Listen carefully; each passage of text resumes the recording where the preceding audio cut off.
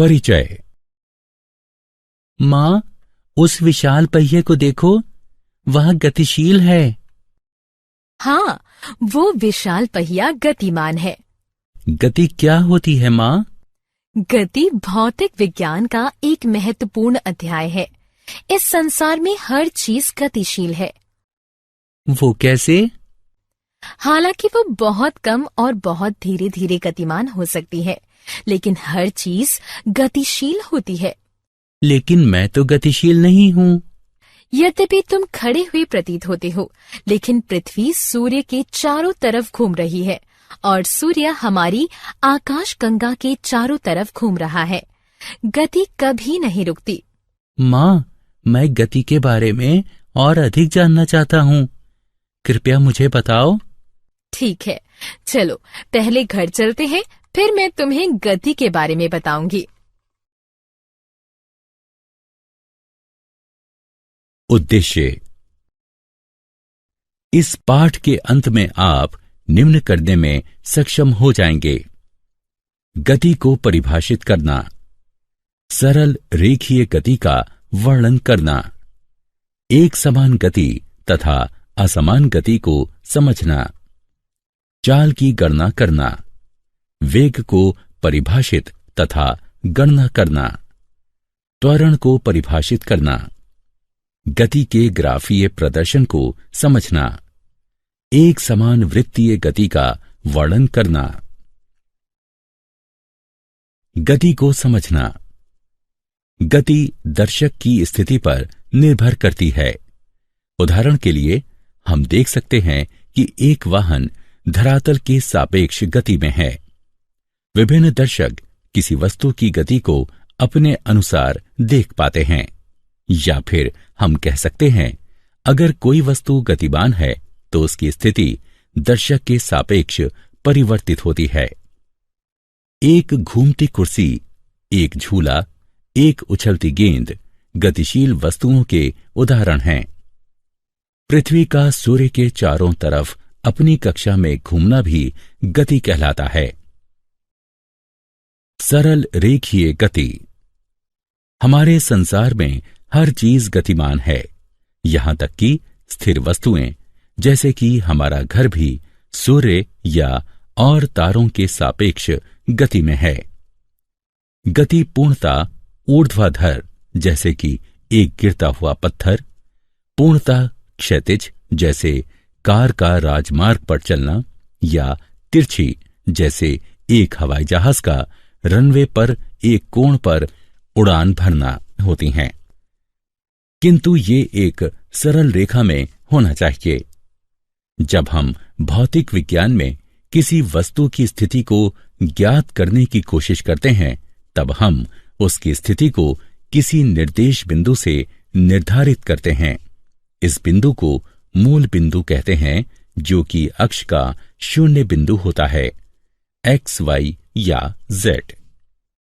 हम किसी वस्तु की स्थिति का अंकीय प्रदर्शन उसको निर्देश बिंदु के धनात्मक दिशा या ऋणात्मक दिशा में रखकर करते हैं।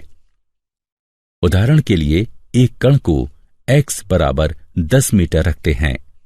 यह कण x अक्ष के मूल बिंदु से 10 मीटर दूर स्थित होगा। जैसा कि तुमने पाया कि वस्तु की स्थिति को लंबाई की किसी मात्रक से मापा जाता है, हम यहां उदाहरण के तौर पर मीटर को मात्रक लेंगे। यहां वस्तु द्वारा तय की गई दूरी 10 मीटर है। किसी वस्तु की दूरी को निर्धारित करने के लिए हमें केवल अंकीय मान की आवश्यकता होती है, ना कि उसकी गति और दिशा की। किसी भौतिक राशि का अंकीय मान उसका परिमाण होता है। वस्तु की प्रारंभिक एवं अंतिम स्थिति के बीच की न्यूनतम दूरी को वस्तु का विस्थापन कहते हैं। एक समान गति तथा असमान गति। एक समान गति तथा असमान गति को समझने के लिए एक उदाहरण लेते हैं। इस सारणी यानी तालिका को देखो।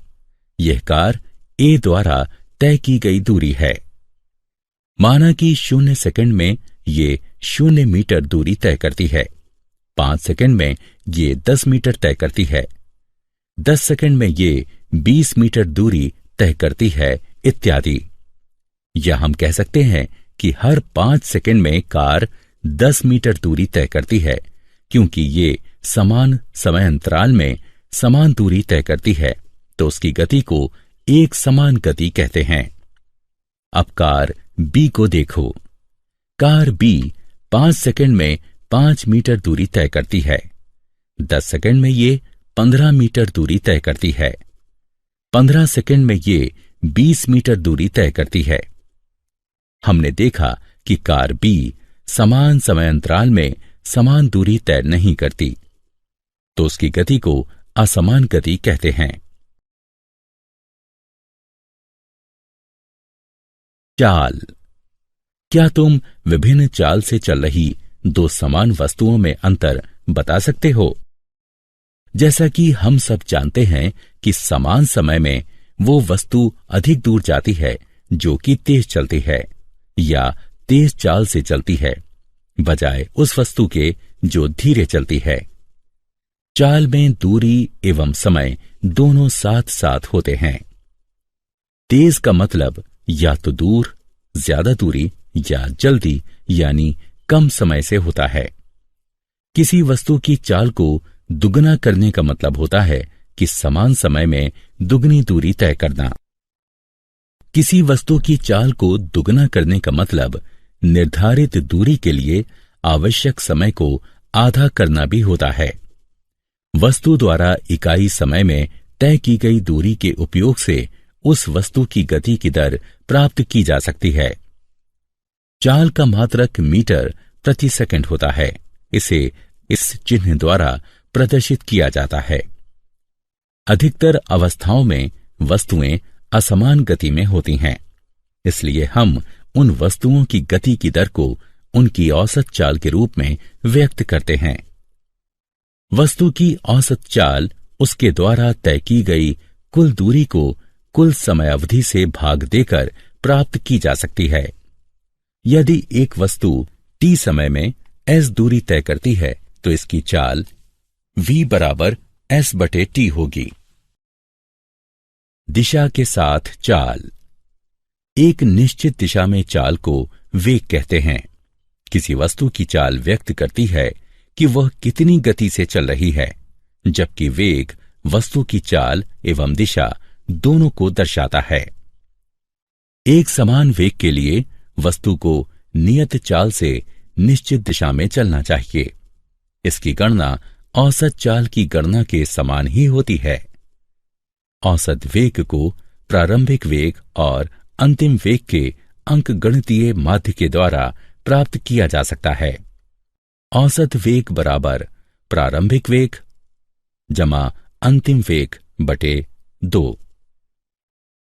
गणितीय रूप में v/a/v बराबर u जमा v बटे में 2, जहां v/a/v औसत वेग है, u प्रारंभिक वेग है तथा v वस्तु का अंतिम वेग है। चाल तथा वेग दोनों का मात्रक समान अर्थात मीटर प्रति सेकंड होता है।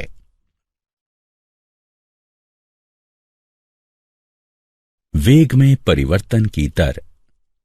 वस्तु के प्रति इकाई समय में वेग परिवर्तन की माप को त्वरण कहते हैं। एक दिशा में त्वरण वस्तु की गति के बढ़ने या घटने का माप है। त्वरण वेग के परिमाण एवं दिशा में परिवर्तन की दर को व्यक्त करता है। त्वरण का मात्रक मीटर प्रति वर्ग सेकंड है। वस्तु के प्रति इकाई समय में वेग परिवर्तन की माप है, अर्थात त्वरण समय अवधि में वेग परिवर्तन के बराबर होता है। यदि एक वस्तु का वेग प्रारंभिक वेग u से t समय में बदलकर v हो जाता है तो त्वरण a निम्न होगा, a बराबर v घटा u बटे में t। एक समान या नियत परिमाण वाले त्वरण एक प्रकार की गति होती है जिसमें इसका वेग समान समय अंतराल में समान रूप से बदलता है। दूसरी ओर यदि एक वस्तु का वेग असमान रूप से बदलता है तो वो असमान त्वरण से चलती है।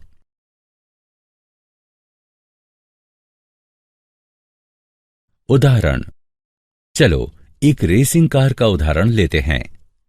यह प्रारंभ से अंतिम तक 10 मिनट या 0.17 घंटे में 23 किलोमीटर दूरी तय करती है। हमको इसकी औसत चाल तथा औसत वेग की गणना करनी है। हमें पता है कि औसत चाल तय की गई कुल दूरी को कुल समय अवधि से भाग देकर प्राप्त किया जा सकता है। अर्थात औसत चाल 23 किलोमीटर दूरी को 0.17 घंटे से भाग देने पर 135.29 किलोमीटर प्रति घंटे के बराबर आएगा। उसी प्रकार से औसत वेग कुल विस्थापन को कुल समय अवधि से भाग देकर प्राप्त किया जा सकता है। जैसा कि हम चित्र में देख सकते हैं कि कुल विस्थापन 4 किलोमीटर है। इसीलिए औसत वेग 4 किलोमीटर को 0.17 घंटे से भाग देने पर 23.53 किलोमीटर प्रति घंटे के बराबर आएगा।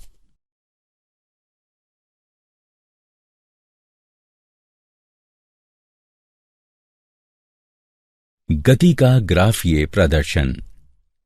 एक ग्राफ दो प्रकार के आंकड़ों में संबंध का चित्रीय प्रदर्शन है, जिसमें एक प्रकार के आंकड़े निर्भर चर तथा दूसरे प्रकार के आंकड़े स्वतंत्र चर होते हैं। विस्थापन। क्योंकि विस्थापन एक निर्भर भौतिक राशि है, इसलिए समय ग्राफ में इसको y अक्ष पर प्रदर्शित किया जाता है तथा समय स्वतंत्र राशि है, अतः इसे x अक्ष पर प्रदर्शित किया जाता है। अगर किसी वस्तु की स्थिति समय के साथ बदलती है तो वो गतिशील है। यदि कोई वस्तु समान समयांतराल में समान विस्थापन तय करती है तो ग्राफ x अक्ष पर एक सीधी रेखा होगी जो एक समान गति को प्रदर्शित करता है। यदि ग्राफ एक वक्र है तो वो असमान गति को प्रदर्शित करता है। विस्थापन समय ग्राफ का ढलाव वस्तु के वेग को प्रदर्शित करता है। हम इसके बारे में एक छोटे से क्रियाकलाप के बाद विस्तार से जानेंगे।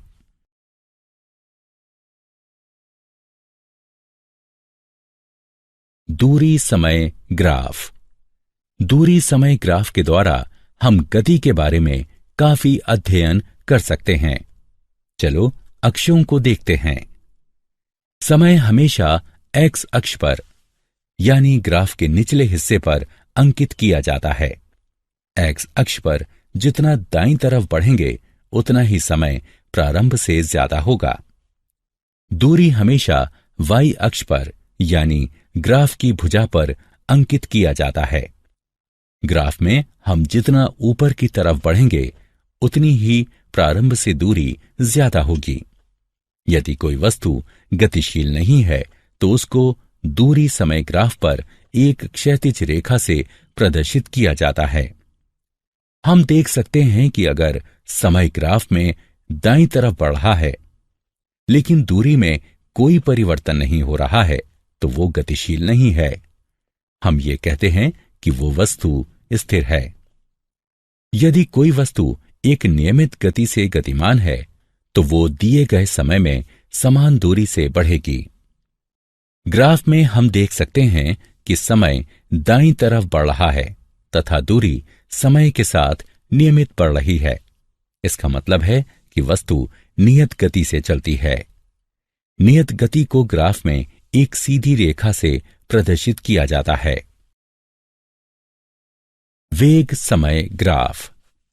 वेग समय ग्राफ को चाल समय ग्राफ भी कहा जाता है। चाल समय ग्राफ दूरी समय ग्राफ जैसा दिखाई पड़ता है। समय x अक्ष पर अंकित किया जाता है। चाल या वेग हमेशा y अक्ष पर अंकित किया जाता है।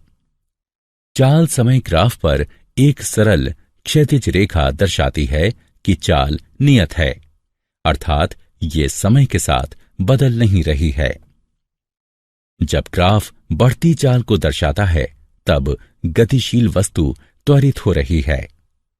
जब ग्राफ घटती चाल को दर्शाता है तब गतिशील वस्तु मंदित हो रही है। यह वस्तु के असमान त्वरित गति का वेग समय ग्राफ है। ग्राफीय विधि से गति के समीकरण। गति के 3 समीकरण निम्नलिखित हैं। v बराबर u जमा at, s बराबर ut जमा 1/2 at वर्ग, 2as बराबर v का वर्ग घटा u का वर्ग, जहां u वस्तु का प्रारंभिक वेग है जो कि t समय के लिए एक समान त्वरण a से चलती है। v अंतिम वेग है तथा t समय में वस्तु के द्वारा तय की गई दूरी s है। पहला समीकरण वेग एवं समय में संबंध व्यक्त करता है। दूसरा समीकरण समय एवं स्थिति के बीच संबंध व्यक्त करता है। तीसरा समीकरण वेग एवं स्थिति के बीच संबंध व्यक्त करता है, जिसे पहले तथा दूसरे समीकरण से प्राप्त किया जा सकता है।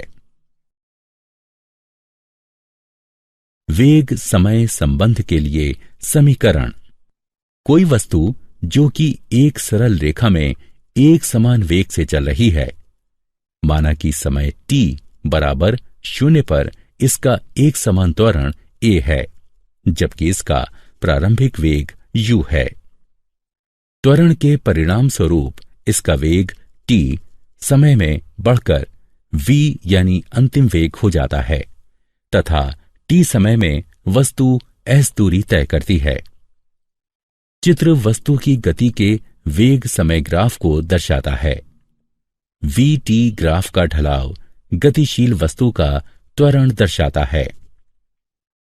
अतः त्वरण बराबर ढलाव बराबर ab बराबर bc बटे ac बराबर v घटा u बटे t घटा o, अथवा a बराबर v घटा u बटे t, v घटा u बराबर at, v बराबर u जमा at, जो कि गति का पहला समीकरण है। समय स्थिति संबंध के लिए समीकरण। माना कि कोई वस्तु t समय में a त्वरण से s दूरी तय करती है। वस्तु के द्वारा तय की गई दूरी वेग समय ग्राफ में घिरे क्षेत्र द्वारा प्राप्त की जाती है। अतः तय की गई दूरी s बराबर समलंब ABDO का क्षेत्रफल बराबर आयत ACDO का क्षेत्रफल जमा DABC का क्षेत्रफल बराबर OD गुणा OA जमा 1/2 BC गुणा AC बराबर T गुणा U जमा 1/2 V घटा U गुणा T। हल करने पर हमें प्राप्त होगा बराबर UT जमा 1/2 V घटा U गुणा T। गति के पहले समीकरण से हम जानते हैं कि V घटा U बराबर AT है, या हम लिख सकते हैं कि V बराबर U जमा AT। अतः S बराबर UT जमा 1/2 AT गुणा T। S बराबर UT जमा 1/2 AT वर्ग। यह गति का दूसरा समीकरण है।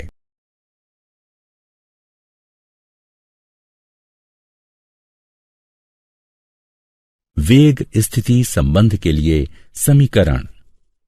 गति का तीसरा समीकरण इन पहले 2 समीकरणों से प्राप्त करेंगे। वेग समय ग्राफ से तय की गई दूरी s बराबर समलंब OABD का क्षेत्रफल बराबर 1/2 B1 जमा B2 गुणा H बराबर 1/2 OA जमा BD गुणा AC। OA बराबर U, बी डी बराबर वी और ए सी बराबर टी रखने पर हम पाते हैं एस बराबर 1/2 यू जमा वी गुणा टी। समीकरण 1। लेकिन जैसा कि हम जानते हैं कि ए बराबर वी जमा यू बटे टी, अर्थात टी बराबर वी घटा यू बटे ए। टी का दिया हुआ मान दिए गए समीकरण 1 में रखने पर हम पाते हैं वी वर्ग माइनस यू वर्ग बराबर 2as, 2as बराबर वी जमा यू वी घटा यू। सूत्र ए वर्ग घटा बी वर्ग बराबर ए जमा बी ए घटा बी का उपयोग करके हम पाते हैं वी जमा यू वी घटा यू बराबर 2as। वी वर्ग घटा यू वर्ग बराबर 2as। यह गति का तीसरा समीकरण है। एक समान वृत्तीय गति। किसी वस्तु का एक वृत्तीय पथ पर एक समान चाल से घूमने को एक समान वृत्तीय गति कहते हैं। वस्तु की घूर्णन अक्ष से दूरी हमेशा एक समान रहती है। जब कोई वस्तु एक वृत्त में घूमती है तो उसकी दिशा निरंतर बदलती रहती है। हिंडोला एक समान वृत्तीय गति का एक उदाहरण है। उपग्रह जैसे कि कृत्रिम उपग्रह या चंद्रमा जो पृथ्वी की कक्षा में घूम रहे हैं, उनकी गति एक समान वृत्तीय गति जैसी है। ग्रह जो सूर्य की कक्षा में घूम रहे हैं, उनकी गति एक समान वृत्तीय गति जैसी है। क्या आप जानते हैं सर आइजैक न्यूटन सदी के सबसे प्रभावी वैज्ञानिकों में से एक हैं। उन्होंने बहुत सारे सिद्धांत दिए हैं तथा बहुत सारे क्षेत्रों जैसे कि भौतिकी, गणित तथा दर्शन में महत्वपूर्ण योगदान दिया है। इंग्लैंड में पैदा हुए सर आइजैक न्यूटन बहुत प्रभावी भौतिक शास्त्री, गणितज्ञ, दार्शनिक, रसायनविद तथा ब्रह्मज्ञानी थे। न्यूटन की गति के 3 नियम वस्तु की गति पर लगने वाले बल से संबंधित हैं। जॉन्स केपलर ने खगोल के क्षेत्र में अपने अद्भुत कार्य से 17वीं सदी में विज्ञान में क्रांति लाने में योगदान दिया।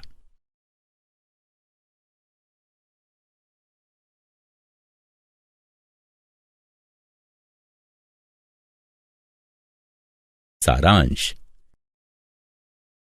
आइए हमने जो कुछ सीखा है उसे संक्षेप में दोहराएं। स्थिति में परिवर्तन एक गति है। इसकी व्याख्या तय की गई दूरी या विस्थापन के रूप में की जा सकती है।